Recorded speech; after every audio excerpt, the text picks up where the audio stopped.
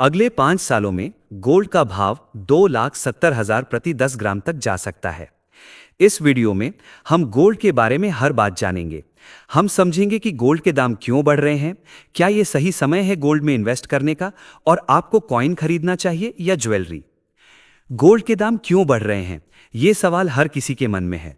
एक रिपोर्ट के अनुसार अगले 5 सालों में गोल्ड का भाव 2,70,000 प्रति 10 ग्राम तक जा सकता है। आज जो गोल्ड 1,58,000 का है, वो 5 साल बाद 2,70,000 का हो सकता है। आज हम देखेंगे कि इस रिपोर्ट पर विश्वास करना चाहिए या नहीं। अब बात करते हैं कि गोल्ड के दाम बढ़ क्यों रहे हैं।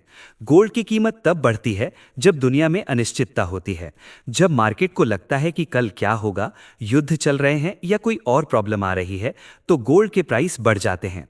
2020 से शुरू करते हैं। कोविड के समय शेयर मार्केट आधा हो गया था, लेकिन गोल्ड के प्राइस बढ़ गए थे।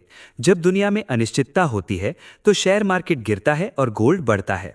2020 में गोल्ड कोविड की वजह से बढ़ा। 2021 में जब सब कुछ ठीक हो गया तो गोल्ड के प्राइस कम हो गए, लेकिन फिर 2022 में रूस और यूक्रेन युद्ध शुरू हो गया।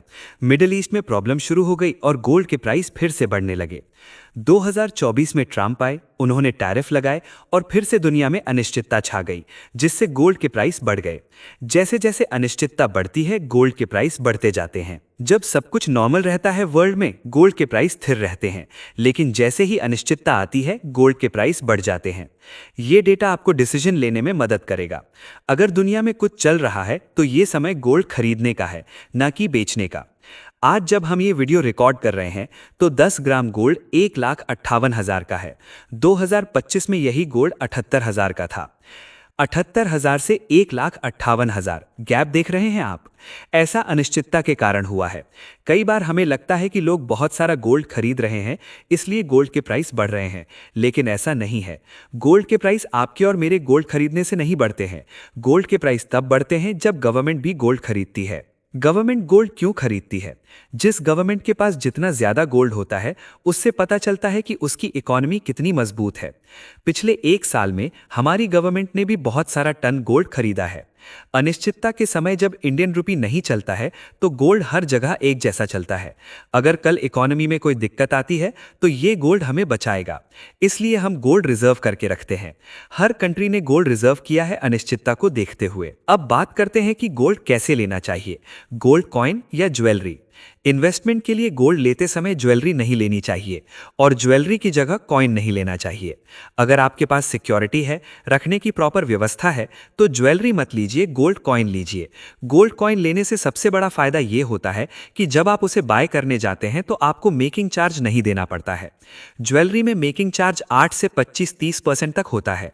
अगर आप 1 लाख का गोल्ड लेते हैं तो 30% मेकिंग चार्ज देना पड़ता है और आपको 1,30,000 देना पड़ता है, लेकिन गोल्ड कॉइन लेने पर आपको लगभग 1 लाख ही देना पड़ता है। अगर इन्वेस्टमेंट के लिए लेना है तो कॉइन लीजिए और अगर मैरिज के लिए लेना है तो ज्वेलरी लीजिए।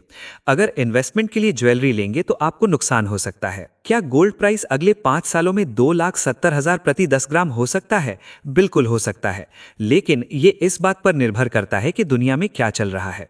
अगर इजराइल हमास का युद्ध, रूस यूक्रेन का युद्ध और ट्रंप की टैरिफ प्रॉब्लम नहीं सुलझती है तो गोल्ड के प्राइस इसी तेजी से बढ़ेंगे। अगर ये सुलझ जाता है तो गोल्ड के प्राइस नॉर्मल 8-9-10% बढ़ेंगे। अगर अगले 5 साल देखें तो गोल्ड के प्राइस बढ़ेंगे, घटेंगे तो नहीं। अगर आप एंट्री लेना चाहते हैं तो ये सही समय है, लेकिन gold investments are subject to market risks. Please consult your financial advisor before investing.